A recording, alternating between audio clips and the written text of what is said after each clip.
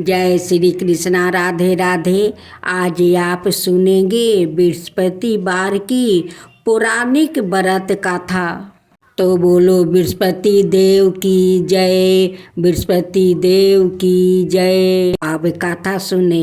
प्राचीन समय की बात है। एक नगर में एक बड़ा व्यापारी रहता था।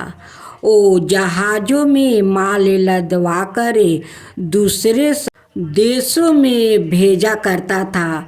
वो जिस प्रकार अधिक धन कमाता था उसी प्रकार जी खोलकर दान भी करता था। परंतु उसकी पत्नी अत्यंत कंजूस थी। वो किसी को एक डमरी भी नहीं देने देती थी। एक बार सेठ जब दूसरे देश से व्यापार करने गया तो पीछे से बृहस्पति देव ने साधु भेष में उसकी पत्नी से भिक्षा मांगी। व्यापारी की पत्नी बृहस्पति देव से बोली, हे साधु महाराज, मैं इस दान और पुण्य से तंग आ गई हूँ। आप कोई ऐसा उपाय बताइए जिससे मेरा सारा धन नष्ट हो जाए और मैं आराम से रह सकूँ। मैं यह धन लुटाता हुआ नहीं देख सकती।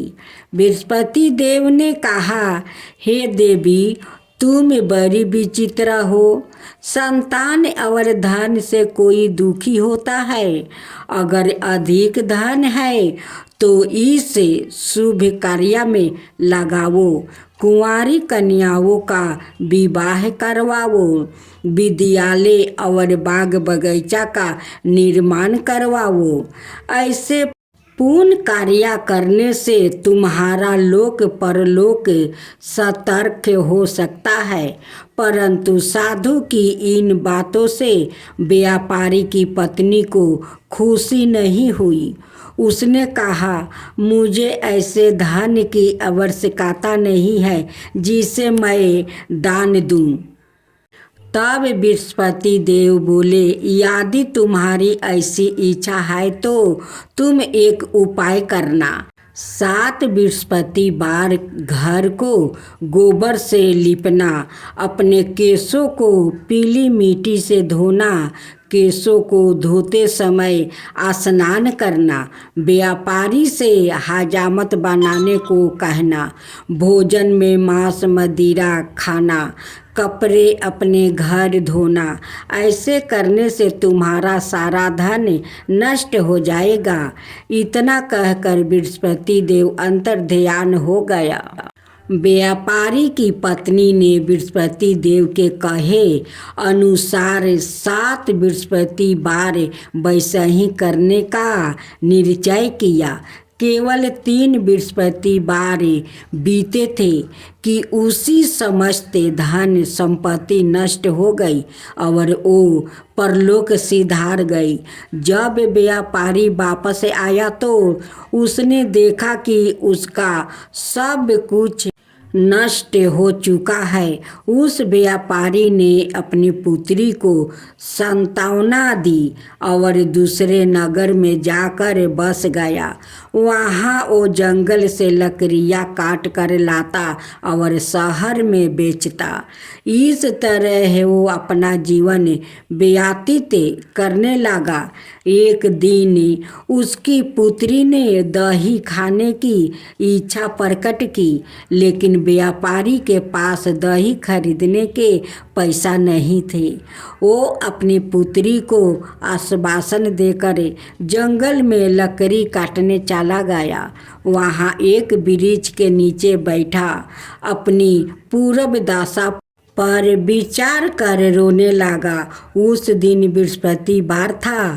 तभी वहाँ बृहस्पति देव साधु के रूप में व्यापारी के पास आया और बोले, हे मनुष्य, तू इस जंगल में किस चिंता में बैठा है? तब व्यापारी बोला, हे महाराज, आप सब कुछ जानते हैं। इतना कहकर व्यापारी अपनी कहानी सुनाकर रो पड़ा। बृहस्पति देव बोले, देखो बेटा, तुम्हारी पत्नी ने बृहस्पति देव का अपमान किया था, इसी कारण तुम्हारा यह हाल हुआ है। लेकिन अब तुम किसी प्रकार की चिंता मत करो। तुम गुरुवार के दिन बृहस्पति देव का पाठ करो। 2 पैसे के चने और गुड़ को लेकर जल के लोटे में शक्कर डालकर वो अमृत और प्रसाद अपने परिवार के सदस्यों और कथा सुनने वालों में बांट दो। सवाए भी प्रसाद और चनामृत लो। भगवान तुम्हारा अवश्य कल्याण करेंगे। साधु की बात सुनकर व्यापारी बोला, महाराज, मुझे तो इतना भी नहीं बचता कि मैं अपनी पुत्री को दही लाकर दे सकूं। इस पर साधु जी बोले, तुम लकड़ियाँ शहर में बेचने जाना। तुम्हें लकड़ियाँ के दाम पहले से 14 गुने मिलेंगे, जिससे तुम्हारा सारा कार्य सिद्ध हो जाएगा। उसने लकड़ियाँ काटी और शहर में बेचने के लिए चल पड़ा। उसकी लकड़ियाँ अच्छे दाम में बिक गई, जिससे उसने अपनी पुत्री के लिए दही लिया और गुरुवार की कथा हेतु चना गुड़ लेकर कथा की और प्रसाद बांटकर सवाए भी खाया। उसी दिन से उसकी सभी कठिनाइयाँ दूर होने लगी। परंतु अगले बृहस्पतिवार को वो कथा कराना भूल गया। अगले दिन वहाँ के राजा ने एक बड़े यज्ञ का आयोजन करे पूरे नगर के लोगों के लिए भोजन का आयोजन किया। राजा की आज्ञा अनुसार पूरा नगर राजा के महल में भोजन करने गया, लेकिन व्यापारी और उसकी पुत्री तनिक विलंब से पहुंची। अतः उन दोनों को राजा ने महल में ले जाकर भोजन कराया।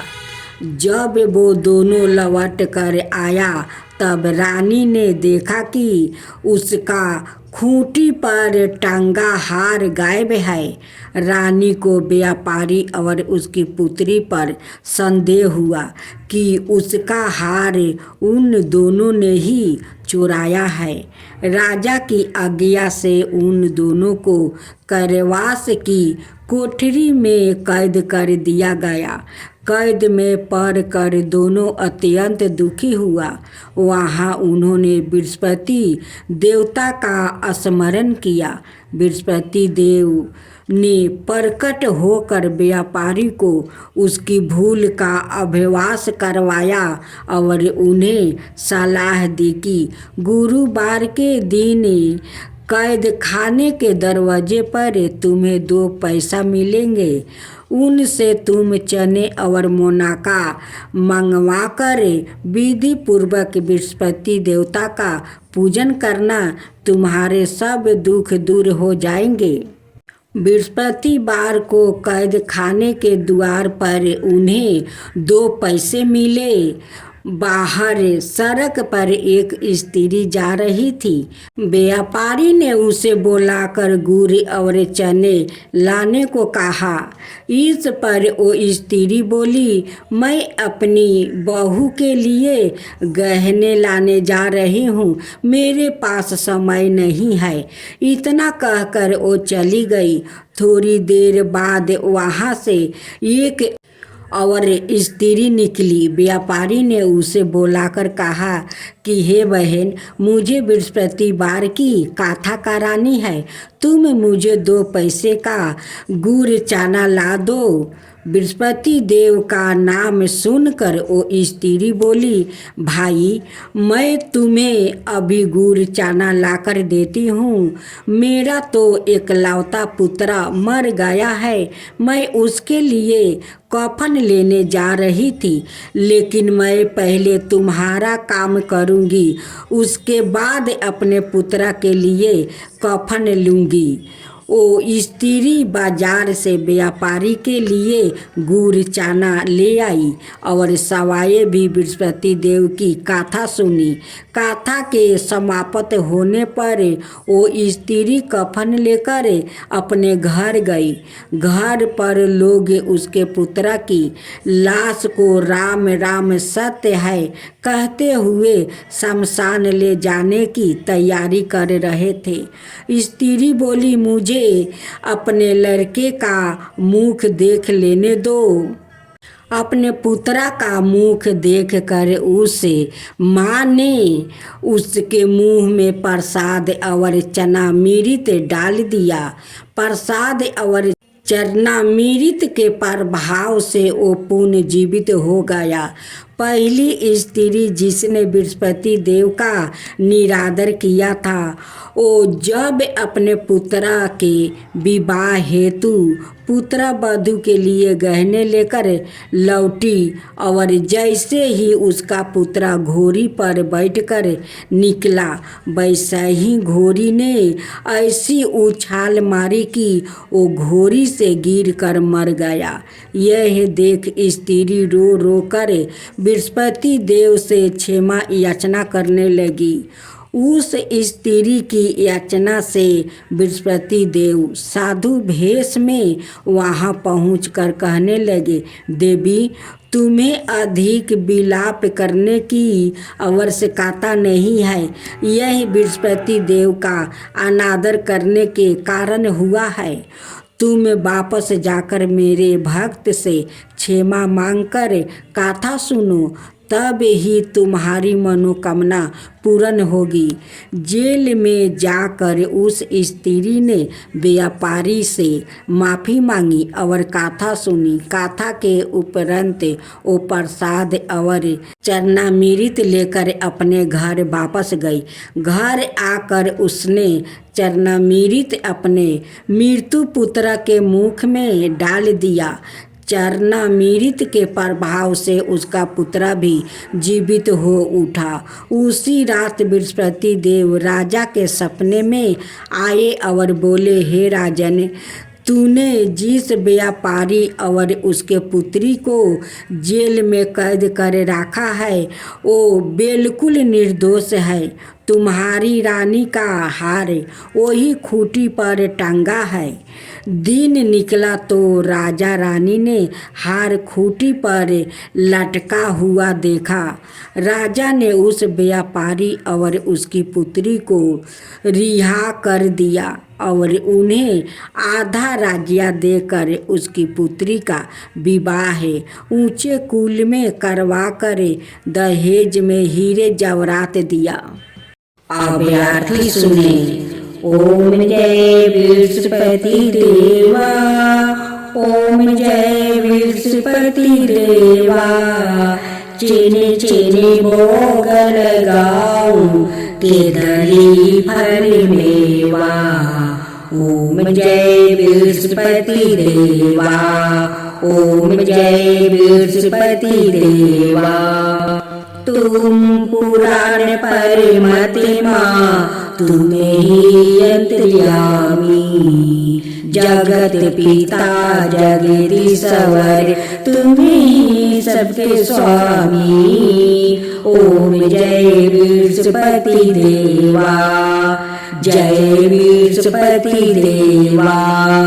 चरणामृत निज निर्मल, सभी पतक हरता, सकल मनोरथ दायके, कृपा करो भक्तो।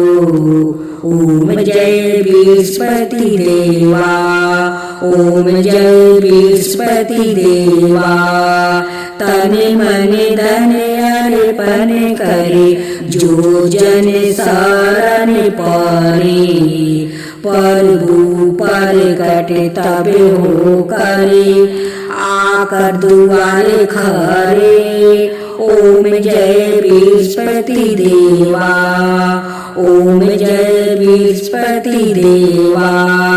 दीन दयाल दयानिधि, भक्तन के हितकारी, पापे दोष सब हरता, भाव बंधन हारी। ओम जय बृहस्पति देवा, ओम जय बृहस्पति देवा। सकल मनोरथ दायके, सब संशय हारो। विषय विकार मिटाओ, संतन सुखिकारी। ओम जय बृहस्पति देवा, जय बृहस्पति देवा। जो कोई आरती तेरी प्रेम सहित गावे, जो कोई आरती तेरी प्रेम सहित गावे। जेठ आनंद आनंद करे, सो निश्चय पावे। ओम जय बृहस्पति देवा, ओम जय बृहस्पति देवा।